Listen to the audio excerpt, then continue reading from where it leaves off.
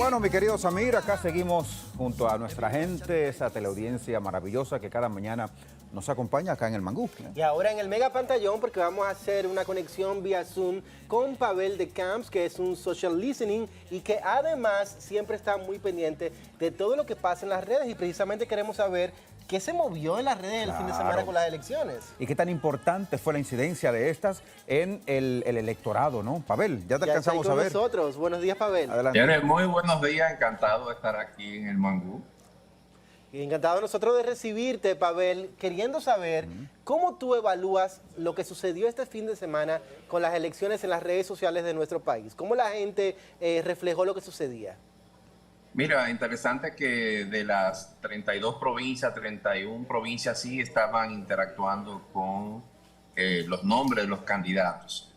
Esto generó un alto sentimiento positivo, es decir, las interacciones mayoritariamente superaban el sentimiento positivo, superaba el 50%. Y esto hay que destacarlo porque la sociedad, como usted ve en este mapa, estaba muy activa. Llama mucho la atención que la candidatura que tenía que ver con la senaduría del distrito llamó mucho más la atención, la interacción en 5 provincias. Y cabe destacar que en Puerto Plata estaba muy enfocado en Guillermo Moreno, pero otras provincias como Azua, La Romana, Higüey, estaban muy interesados en Omar Fernández. Otro punto importante es que todo esto que usted viendo aquí en el mapa es las publicaciones, no son las interacciones, sino el alto nivel de publicaciones que hubo a nivel nacional. Es decir, la ciudadanía estaba tanto en los medios de comunicación, que ha sido el gran contribuidor para que la socialización de estos contenidos, porque estábamos midiendo todo lo que sucedía a nivel de Internet. Y esto indica el nivel de sentimiento positivo ante este comicio, superando a otros procesos electorales. Y esta escucha social nos refleja de que la ciudadanía está altamente conectada. Para que usted tenga una idea, son 10.4 millones de ciudadanos que interactúan a nivel de Internet mensualmente, que tienen ese acceso. Y esto nos indica que el consumo noticioso de lo que se está generando de estos contenidos superó a más de 28 millones de usuarios a nivel mundial y podría llegar a alcanzar los 200 millones de usuarios. Esto para que ustedes vean que lo que se genera en la República Dominicana repercute a nivel mundial.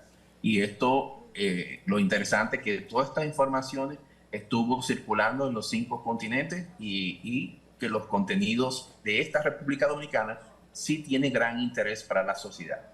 Otro dato interesante, en otras gráficas podemos ver cómo fue este nivel de sentimiento positivo en comparación con el negativo. Como pueden ver, apenas un 42% fue negativo de todos los contenidos y un 58% fue positivo. La alta participación, estos son los contenidos que fueron generados por hombres y mujeres, donde el mayor generador de contenido fueron hombres, pero sí debo destacar que aunque ustedes vean una baja participación de la mujer, ha superado en otras elecciones y las mujeres están cada día siendo más participativas. La generación de contenido desde la República Dominicana es mucho de mayor impacto. Los niveles de interacción han superado otros procesos y esto nos indica que cada día la sociedad está más conectada y generando opinión y participando con las opiniones. Mira, Pavel, Ale, tiene una pregunta. Claro, efectivamente, gracias, Amir. Me llama poderosamente la atención, aunque no es del todo desconocido, el hecho de esa incidencia que tienen las redes sociales en procesos electorales como el que acabamos de vivir el domingo pasado.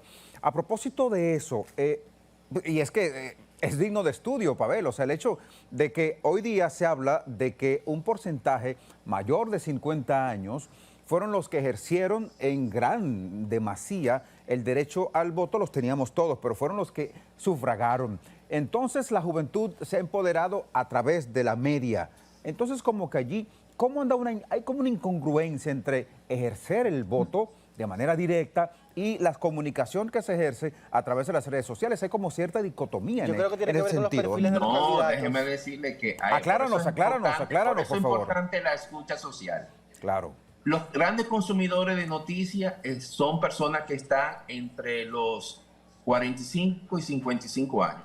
Son los mayores consumidores de consumo de noticias. Pero a la hora de estar más tiempo en las redes sociales, bueno, en YouTube, la participación de las personas por encima de los 55 años son los que llevan la ventaja. Es decir, los contenidos políticos que tuvieron los candidatos. Déjeme decirle que YouTube fue la plataforma más influyente entre los consumidores durante este proceso final de las elecciones, durante las elecciones y después de las elecciones. Entonces, lo que te llama la atención que el YouTube, siendo al mayor consumidor, es decir, de tiempo, dedican, vamos a ponerle que por encima de un 80%, los mayores consumidores son un público adulto. Incluso me sucedió a mí cuando yo estaba haciendo los análisis, yo puse mi publicación en YouTube y me pasó lo mismo, que a la hora de distribución, el más del 20% era el tope más alto. Si lo vemos por pequeños grupos, todas las personas que estaban por encima de 65 años, en el momento que yo publiqué, habían 30,000 usuarios consumiendo el análisis. Me llamó mucho la atención que los mayores consumidores en ese momento eran personas por encima de 55 años. Y eso te indica que las redes sociales no tienen que ver con rango de edades. Todos participan. Y el público adulto y los mayores son también grandes consumidores de información noticiosa a través de las redes sociales. Ahora bien, Pavel, ¿qué tan importante es de repente el posicionamiento mediático en comparación con ese ejercicio que se hace de un posicionamiento a nivel electoral? ¿Cómo paralelamente podemos homologarlo uno y el otro? Mira, podemos poner el ejemplo que sucedió aquí. Omar tuvo una conexión a través, de una manera muy positiva, a través del electorado. Lo que sucede es que los demás estaban publicando contenidos de lo que publica a nivel de televisión. Es decir, cada plataforma tiene que ser personalizada. Y es el error que cometieron muchos de las campañas, que era copiar la misma información en todas las redes sociales.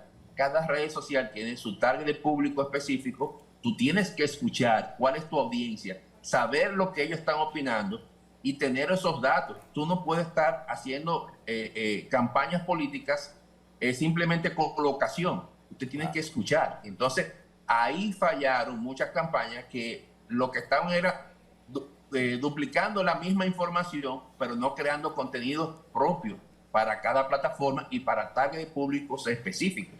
Que eso era algo que te quería preguntar, porque me llama la atención que digas que la plataforma que más audiencia tuvo fue YouTube, tomando en cuenta que por lo regular YouTube supone una carga de elaboración mucho mayor que plataformas como Instagram o plataformas como Twitter, por ejemplo, para poder estar moviéndose en términos informativos. O sea que me imagino que mucho tuvo que ver las transmisiones de los canales de televisión desde esa plataforma.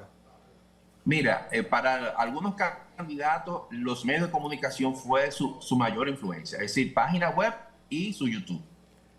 Los candidatos que tuvieron menores votos, el YouTube fue la plataforma ideal, tanto para Carlos Peña como el cobrador, Roque Espaillat.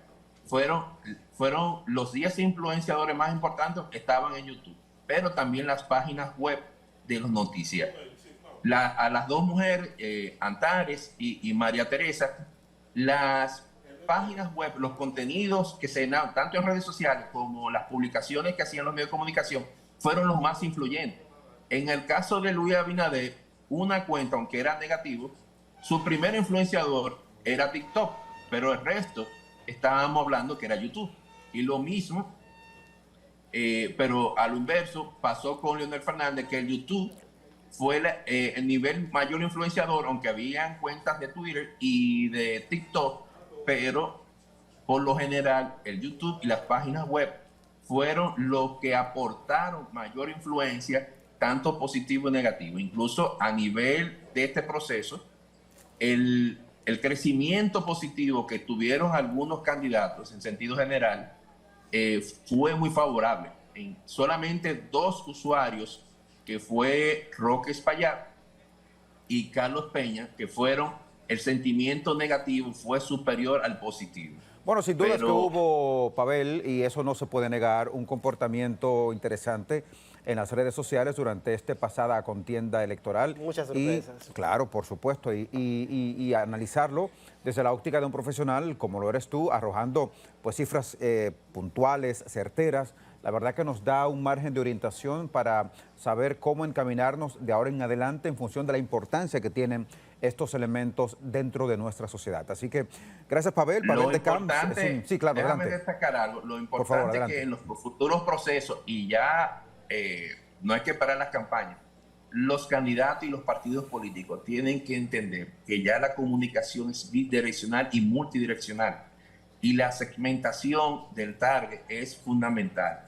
Pero lo más importante es poder escuchar. Como dicen en una frase los políticos, hay que poner el oído en el corazón del pueblo. Sí. Y las plataformas digitales sí te da eso en tiempo real de cómo está pensando una sociedad y cuál es su sentimiento. Información valiosa para los partidos políticos en una próxima contienda. Gracias, Pavel, por acompañarnos. Siempre certero. Hasta la próxima. Claro, por supuesto, Pavel. Gracias por estar con nosotros analizando ese gran comportamiento de las redes sociales durante esta pasada contienda electoral.